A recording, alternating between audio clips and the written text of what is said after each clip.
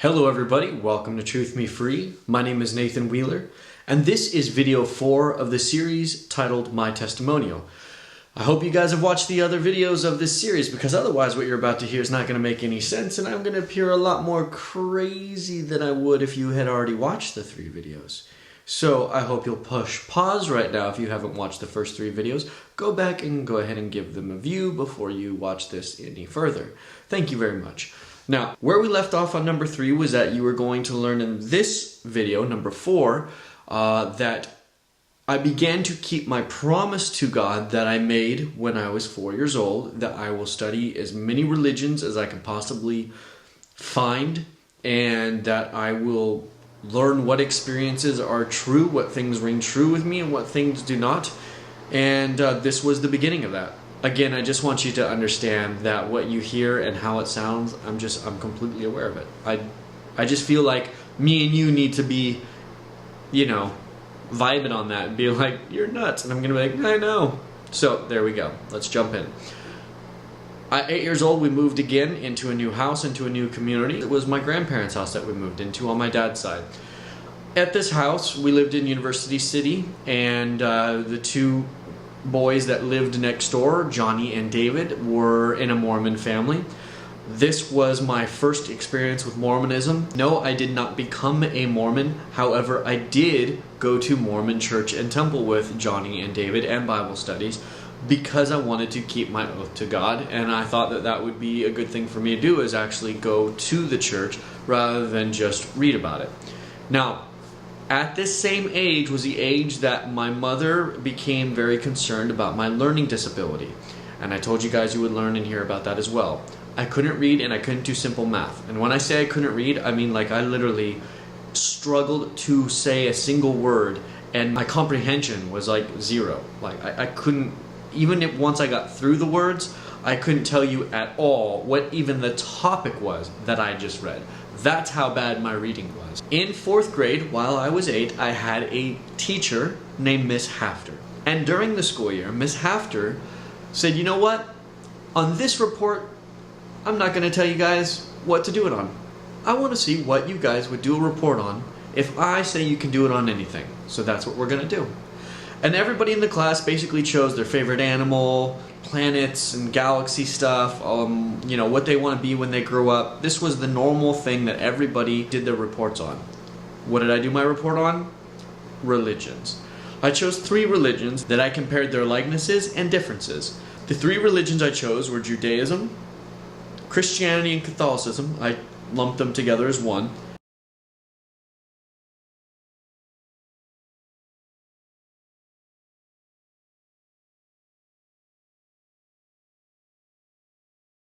And Buddhism. Now, the whole reason I wanted to do this report was because I knew that this was a tool. This was a huge opportunity for me. I couldn't read. I didn't have really the means to do research on religion, but now the child with a learning disability has a mother who's going to be ecstatic because of the fact that her son is finally excited about doing a school report. So she is more than willing to sit down and read as many encyclopedias as we can get our hands on. This was before the days of Google, you young kids. Go to the library. Yeah, we actually had to go to the library to access books which are made with paper. It's amazing stuff. You guys should check one out sometimes. But we went there and we had to go through the books and we had to read what we could, and my mom would read to me. That was how I began my research, through this report. I used it as a tool. An opportunity presented itself, and I was like, I'm taking this one. We're going to ride this bad boy all the way through. So here I am doing a report on religions. Why did I choose Judaism? Because it was a route to Christianity, and I kind of already knew it by knowing a little bit of Christianity. But mainly because Miss Hafter was Jewish, and I knew I'd get brownie points for it. And I did. Cha-ching! Then I wanted to really learn Buddhism. Somebody commented, how does an 8-year-old in America know about Buddhism? What are you talking about, folks? Come on. Really? You're 8 years old, you've never eaten in a Chinese food restaurant where you see the fat Buddha and you rub his belly and put the penny on the freaking tray? There's multiple ways that an 8-year-old in America could easily come across the knowledge of the religion of Buddhism. I don't know, I just always had this also desire for martial arts, and that perked my curiosity of the Asian culture. Let's put it that way. And so I'm going to tell you now the things that I related to Buddha that made me say, yep, I'm a Buddhist. My mom is reading me the story of how Buddha reached enlightenment, the basic general story of the life of Siddhartha, which is Buddha's real name. Prince Siddhartha grows up in a palace for 29 years that is absolute bliss, right? His dad just totally puts him in a bubble of bliss. He marries his cousin, has a kid, he names his kid Ball and Chain, literally, tethered, ball and chain, and then one night he escapes out of the palace, and this was motivated by the fact that he had kind of accidentally seen old age, illness, and death. And he was just like, well, what's wrong with these people? And then somebody explained to him, well, one day you're going to grow old, you're going to get sick, and you're going to die. And Buddha flipped out. He was like, what? I'm gonna die? And then he just like had the exact same experience basically I had when I was a kid. So already I was relating to Buddha. Like nobody in the spiritual realms that I knew of at 8 years old so far had a flip out about the day that they were going to die. Buddha did. He flipped out. So he was like, I'm going to fix this. And he also felt pain and sorrow for his subjects, his kingdom of people, because they were getting sick, old, and dying. And he was like, well, we got to change this nonsense. So he became a follower of 2 different gurus over the course of his external, outside the palace life. And basically he plateaued, and he was like, you're just not giving it to me. He went on to the next one, plateaued, you're just not giving it to me. And then he meets up with these 5 yogis. Yogis are people who do yoga. They practice basically Hinduism, Confucianism, Taoism, and yoga is a practice of, I'm totally paraphrasing here, but it's the way of torturing the body or putting the body through rigorous experiences in order to push the mind and spirit outside of the body so that we are not limited to the body experience. Best way I can describe it, if that even made any sense. So Buddha really becomes a hardcore yogi.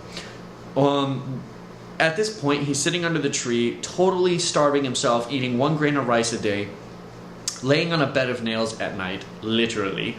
And he realizes, he's like, you know what, if I keep living this way, I'm never going to create any more happy moments, and I miss my happy moments. So he gave up on that, went down to the river, had a bowl of rice with this girl, and his apostles saw him doing this, and they flipped out because they had made an oath not to touch women and not to eat like full meals.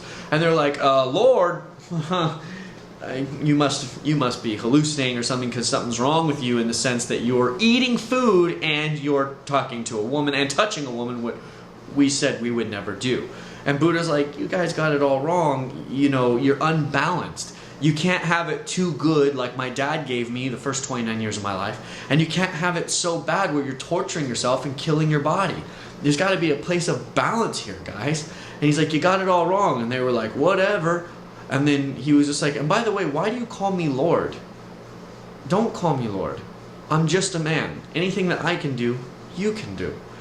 And this little sentence right here was like, it was like a bell hit my head. That light bulb went on again. Ding! And so now it's like, I realized, wait. Jesus was the Son of God. He died. He didn't get to live forever. My mom said I'm no angel, so I know for sure I'm not going to live forever. Yet I know that this Buddha guy supposedly transcended life and death, went into death with his consciousness, reached a higher state of knowing, of wisdom, of knowledge called nirvana, and therefore lived forever through his consciousness on the other side. And he said, I'm only a man. All that I can do, you can do. So I'm like, well, great. Finally, somebody who is only a human like me who's actually beat this death thing. You got me, Buddha. I'm hooked. Where do we go from here? So after that part of the story goes, he ends up meditating under another tree later on, and he goes back to all the past lives he's had, and he cleans himself of the karmic debt. How does he do that? In very short cliff note answer, he forgives everything that ever hurt him, everybody that ever hurt him, and he forgives himself for hurting or being bad or not so nice in all the experiences of all his past lives. And by doing this forgiveness of both sides of the coin, himself and others, he ends up cleaning karmic debt. Now the devil version of Buddhism hates this, so he attacks him, but the arrows turn into flowers, and then he tries to tempt him with his 3 hot daughters to have sexual relations with him, and he's just like, I'm good, I just had some rice and I'm full and happy here meditating under this tree, no thank you. So no matter what the devil threw at him, he was just like not having it. He was determined to not move from the spot he was at this particular time until he reached the ultimate wisdom, the superior knowledge, okay? And he did. According to him, he reached it. He transcended in, depending on what version of the story you know, he transcended, which means he no longer needed his body, or his mind had reached a state where he was one with the universe and all things that existed, period. And in this state, he remembered his first birth. Basically, he remembered being that element, that raw element of what is God. And Buddha, by the way, did not think he was a god. He told his followers, do not call me God, do not call me Lord, do not worship me, nothing like that. So a lot of people go, well, which God is it? Is it the Jesus God? Is it the Jewish God? Is it the Muslim God? Is it the Buddhist God? Which God is it? Well, Buddha said that he doesn't even like the idea of gods. He said that he didn't like the idea of a god, like humanoid, ideal God. And he said, don't call me God, I'm not a god, I'm just a man. So you can ex-nay Buddhism out of that because you obviously don't understand Buddhism if you've ever said that sentence. Moving forward. So Buddha says this, and then he reaches this superior wisdom, the superior knowledge, and he kind of doesn't need his body anymore. Like I said, depending on what version of the legend you hear, and yes, even Buddhist people consider it a legend because it wasn't written until 500 years after Buddha lived. For the first 500 years, it was told only through word of mouth. So Buddha said, you know what, I gotta go and I gotta go back to my human form, I gotta relive again. And he felt so guilty about bailing on his son. Supposedly that was part of the reason why he went back into his human form. And he goes back, hence I guess the kid's name was Anchor, right? He anchored him back into this world. And he came back and he taught all the people he could possibly teach about enlightenment and reaching enlightenment and how to do it. And he said that he broke free of the cycle, the wheel of life, death, and reincarnation. And he wanted to teach everybody on how to do it. Ironically enough, there is no 12-step program where it is explained. Buddha did create a 10 commandments, if you will. The 10 commandments he created, though, are missing 2 of the commandments that came from Moses. And I'm just saying that Buddha did live 500 years after Moses. I'm just saying. The 2 commandments that Buddha left out were, thou shalt have no other God before me, and 2, do not make images in my name, or do not make grave images of me. Don't try to make an object that resembles me. That's number 2, that he did not have in his 10 commandments. And they are called the Eightfold Path. Now, I liked Buddha. Well, all the things he said, they just vibed with me. There was one story I didn't like so much, but I'm not going to tell you that now. I'm going to tell you that later. Moving on this part, though, of why I became a Buddhist was obviously how I related to Buddha in his fear, his oh crapness, I'm going to die. 2, he was like, I'm just a dude. And I'm like, cool, you've given me hope. 3, he said, this is how I did it. Awesome. Let's get to it. So between the ages of 8 years old to 12 years old, I had a learning disability where I could not read really on my own. So I only could take things that I knew of Buddhism from what I learned doing this report. And it was very simple forms of meditation and trying to perceive the world. And I would pray to God and I would pray to Buddha once in a while. But truthfully, just telling you my experience, I always felt very weird praying to Buddha. Especially since he said, don't pray for me and don't call me Lord. So even as I was a Buddha, I had an issue praying to Buddha. So going forward from here, the learning disability I had, my mom had me tested. They thought maybe I might be mentally slow. As they hooked up the wires to my noggin, made me go to sleep, wake up, go to sleep, put me through the CAT scanning deal, made me take an IQ test. They found out I was actually smart. My brain worked fine. All the pieces were there. And but they couldn't figure out what was wrong with me because they thought for a moment I might be autistic. This was before the whole dyslexia and ADHD days and pumping out, pills to everybody. But they thought I might be autistic because I was smart, but I couldn't learn how to read and I couldn't do simple math. The thing that ruled that out was the fact that I excelled socially. I was very good at making friends, I was very good at entertaining people, and remember, I wanted to be the actor. So my social skills were very strong, and they were just like, we don't know what's wrong with the boy. So they basically just threw me back out into the world to be raised by the wolves. And that's where I am today.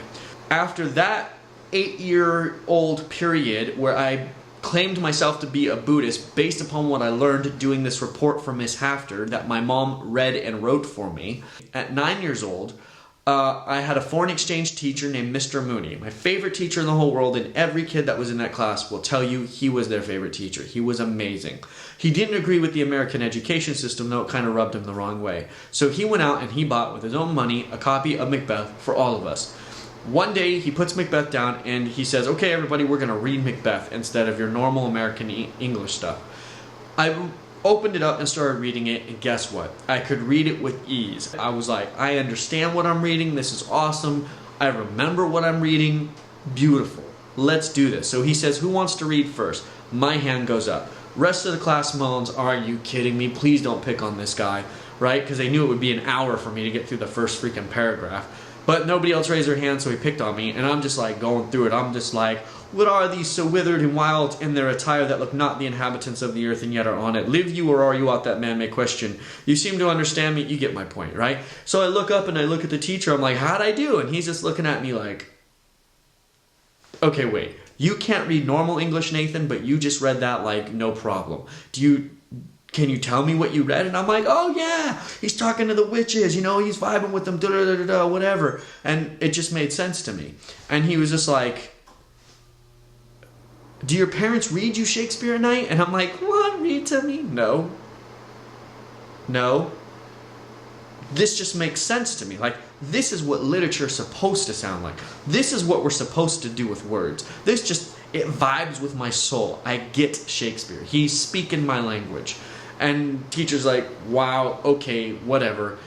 And he decides to do, not just read the play of Macbeth, now he wants to do it. He wants to perform it for the school. 6th grade, we do the full-length version of Macbeth, and I got to play Macbeth. This ties in with the Robin Williams prophecy that I gave myself. You guys remember this? Because here I am, I'm 9 years old, and I knew, of course, all the greats were Shakespearean trained, right?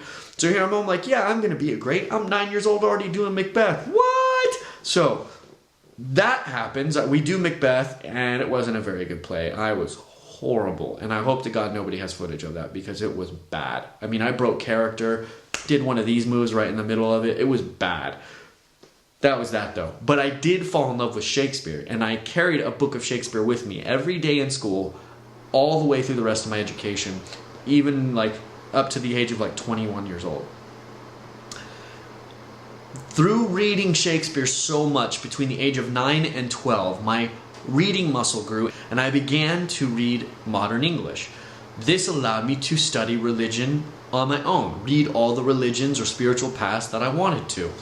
I didn't do it so much because really all I was trying to learn was the different forms or different roots of Buddhism. That would be Confucianism. That would be Hindu. Taoism. I Ching. It would be things like Qigong, Tai Chi Chuan, anything that was of Eastern philosophy or cultural, including martial arts. So by the time I was 14, I was a hardcore Buddhist. I had my Buddha statue, my incense, my altar, my candles. I was meditating, I was doing different poses, I was alming, I was chanting, I was busting out some Sanskrit, Ekadontaya Vidmahe, Vakradondaya Dimahi, Tanodante Prakshitaya. What?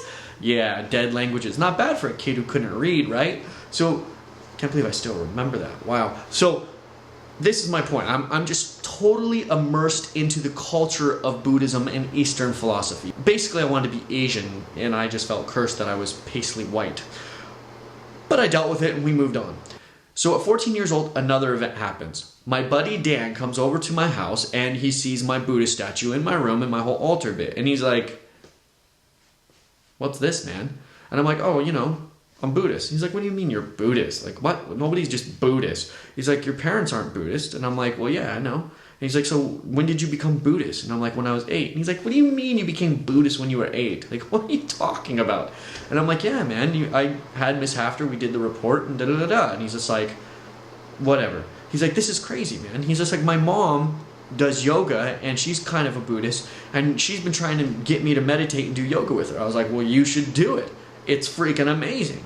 I mean, it opens your mind up to the universe, and you can get in touch with the knowledge, the all-knowing knowledge of the universe, and you can actually learn things. Like, you can, this was before computer dialogue was really too smart, but it was like you can download information from the universe, and like all of a sudden you just know things. I was like, man, I don't even study for a test sometimes, but I'll just meditate the night before, and I'll know what I'm doing on the test the next day. Like, I'll know the answers. And he's like, you're full of crap, man. He's like, you're crazy. And I'm like, I'm telling you the truth. He's like, my mom does say kind of crazy stuff like that happens. And I was like, we should give it a shot. So me and him started to do some meditation. I started to show him how I did my hands and poses that I did, and I kind of explained to him some stuff, and then he explained to me what his mom taught him, and then he started really training with his mom. Now he was open to the idea of doing yoga and meditation with her. Well, she was pleased as punch that he had a friend who was into meditation and Eastern philosophy and all that. So guess what she did? She was like, guess what, Mr. Wheeler? And I'm like, yes, Miss Dan's mom. She's like, I happen to work at the Deepak Chopra Center.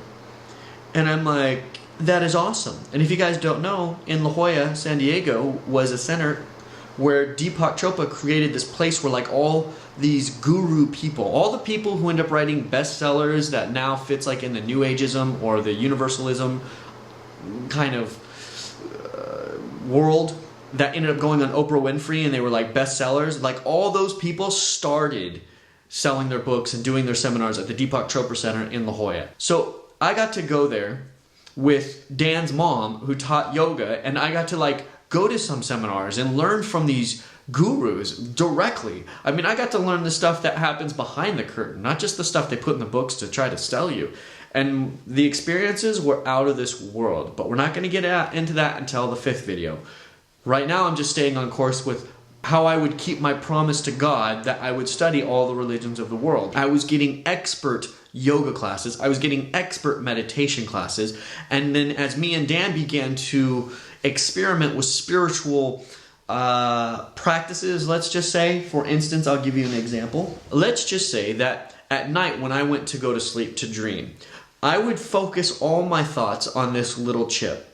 And I was able to control my dreams at this time, I need to tell you that. I was able to control my dreams probably really good by the age of 15. I would focus all my thoughts on this chip and I would go to sleep.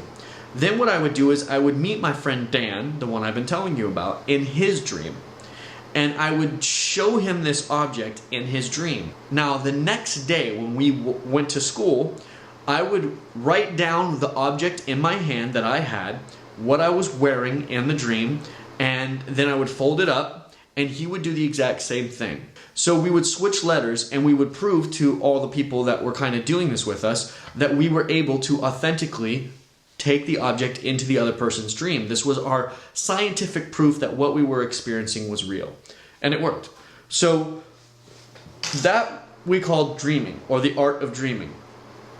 Now, as we did things like this, obviously, as people witnessed it, they first thought, you guys are so full of crap. You're just writing the things before you come, onto the school campus, and then you pretend to switch so that when you get on the school campus, you switch back, and you guys already know what's being said.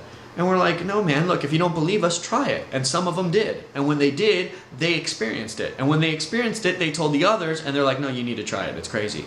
It works. It's real. And then it's spread like that. So it really started from little tricks, okay? And that's how people got interested. They're like, I want to try that. I bet a few of you are going like, what? I got to try this. You're full of crap. Give it a shot. So as this kind of got people's interest in what we were practicing and doing, along with the fact that people knew that I was studying from gurus, people were like, Nathan, come and teach me. So they didn't have to pay the ticket at the Deepak Chopra Center. They would just have me come over and I'd teach them because I wanted to tell the whole world about the truths I had found, right? You guys see now how this is logical? I was a liaison to the gurus, to these people who didn't have that access. Yeah, so I was young. But if I said something that was true and they got a result, they'd obviously come back and go, okay, give me more. See how God authored this and it's logical now? Makes sense, right? So if I say anything in the future that seems like a blanketed statement that just seems completely impossible to believe, I hope that you will give me the benefit of the doubt and go, okay, he showed me before how a stupid blanketed statement made sense. Maybe he'll do it again. That's all I'm asking. I'm trying to show you how I began at such a young age to become so intense in my spiritual studies. But I told you about the Shakespeare thing. I told you that I'm a Buddhist. I've explained to you the kind of intensity in which I am practicing these things. And now people ask me, Nathan, did you have any past life experiences? Not only did I have a past life experience, but the fact that everybody in my world knew that I could not read prior to Mr. Mooney's class, knew that on that day when I did Macbeth, so it was like it was a thing, like everybody knew we did a play of Macbeth. So this marked the fact that Nathan went from being tested because he's mentally handicapped to being performer of Macbeth in doing Shakespeare. Like all in like a one moment situation. This was proof to many people that I was a reincarnated soul from that era. And that the writings of Shakespeare, okay, the joke was that I was a reincarnation of Shakespeare. However, I am not going to make that claim. I did have a past life experience that was of the period, and I was a writer who wrote things like Shakespeare, let's just say, and I did have the gift of writing like Shakespeare, which is actually how I got my start in the movie industry when I was 19, but we'll get into that later. This all, though, gave me the nickname, Shakespeare, when people are kind of half joking, and gave people the proof that there's no way that this kid could not understand modern English, but completely understand even the references to Shakespeare. This was proof I had a past life experience. I had many more past life experiences. What you're gonna start learning, though, in video 5 and 6 is that I ended up learning that I don't think past life experiences are what people who think they're having them are. Does that sentence make sense? I'll explain. To me, what I found out was that through different forms of meditation and practices, spiritual practices, I was able to change my spiritual vibration. That's the only way I can describe it. Roll with me on this. As I changed my vibration or variant of my vibration, I could relate or vibrate at the same vibration as another living being or object, whether it once lived or was living. The way I would describe this for your mind to understand is, imagine going into the spirit realm, whatever that is, and I'm a lighthouse on an ocean shore. I send my light beacon out into the universe, out into the world, okay? And if something has the same vibration that I'm sending out, it will see the lighthouse. It will see the light, and it will come like a moth to the light, which would be me. As it comes to me, I will feel this spirit set upon me.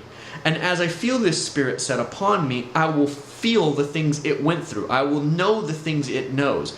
This sensation, this experience will be a past life experience. Towards the end of me being 16 years old, I had 2 past life experiences that put up a red flag and totally made me go, what's wrong with this picture? I was 2 people whose lives overlapped time-wise. I didn't die at the same time. One was born first, but before that one died, I was born in another life. And then that one died and I was still living in this life. And I'm thinking to myself, I'm like, in Buddhism, there is the idea that very rarely you can kind of put your soul in multiple bodies, let's just say, in multiple reincarnated forms. However, it's not fully explained if that means that there's 2 souls living in that body, or if the 3 pieces all go back after those pieces die. Does it go back to being its whole self? This whole struggle with this concept and the fact that I had experienced 2 past lives that overlaid, I was like, I don't believe it's real. The other thing was, I realized that I could manifest a past life experience in any part of the world or time era that I wanted. So if I focused hard enough, if I changed my vibration, I would pick up on a life form in that part of the world at that time. and I would feel it as though it was a past life experience. But because I could control this and bring it on, that was proof to me that it is as I am explaining to you, that I was like a magnet or a lighthouse, and that as I vibrated, its vibration was attracted to it so that it could kind of tell its story, if you will. I believe to a variant, this is what happens with mediums, people who speak to spirits on the other side or whatever. And I know there's going to be a lot of people watching this, and they're going to be like, you can't have a ghost. There's no such things as ghosts, and that ghosts are demons. And okay, fine, they're demons. Whatever you want to believe, I'm not saying one way or another. What I'm saying is that I believe that people who are mediums, who do get knowledge from sources that are not God, that they are vibrating in a way that is similar to the realm of whatever those beings are in, and that allows them to communicate the vibration. Do you get what I'm saying? Also, you'll notice that mediums will often pick up an object and hold it, and they'll close their eyes and they'll focus and they'll be still. This is another proof to me, because I've also done that, where I can pick up an object and I get the story. It's known that wood or objects can hold the vibration of an experience that happened on Earth. That could be a life, that could be an event, but how else can people know this just by holding something? Because of the vibration transfer. That's my way of experiencing it. Okay? So my point being is, I don't believe that reincarnation exists. I do not believe that past life really is what past life believers think it is. I do not believe that the soul is woven in time through multiple lives. I do not believe that my ability to read Shakespeare, but I couldn't read modern English, is because my soul came from an Elizabethan time period. I believe that my vibration vibrated with the vibration of the words, of the book, of the story. That I was able to go back to that time, and that was what I vibrated at, and therefore I got it. It was more of a spiritual read rather than a physical eyeballs reading words off the page read. Does that even make the slightest bit of sense? Probably not. Don't worry, I'll say way more crazier crap in the future. Okay, thank you guys very much. I hope this wasn't too long. I know this is a longer video, but as you see, it's the foundation of everything that's about to come on how I got into all this spiritual stuff. Also, you understand that the Deepak Chopra Center is this place where gurus who got on later Oprah Winfrey, and now are the people whose books you guys are reading. If you're a New Ager, or you're a coexister, or a universalist, or whatever, if the person was on Oprah and they're a bestseller, they started at the Deepak Chopra Center. I will get into that in video number 5 and 6. Thank you again for watching. Please give this a thumbs up. You guys leave your comments, because it's super helpful for me. And also, everybody who wants to send me an email, my answer to the email question, where can I send you an email? Please go to facebook.com/truthmefree. Like that page. It is where I check emails. It is where I can communicate with you much easier. So thank you, everybody. That's it for this video number 4. Video number 5 is going to come. I'm going to try to get it up as fast as I can. But it took me literally, I shot this video right here 50 times. I'm not exaggerating in any way, shape, or form. I shot this video 50 times before I felt comfortable posting it. Video 5 is the video that I'm the most nervous about. Thank you all for watching. Ye shall know the truth, and it shall set you free. I'm Nathan Wheeler. God bless.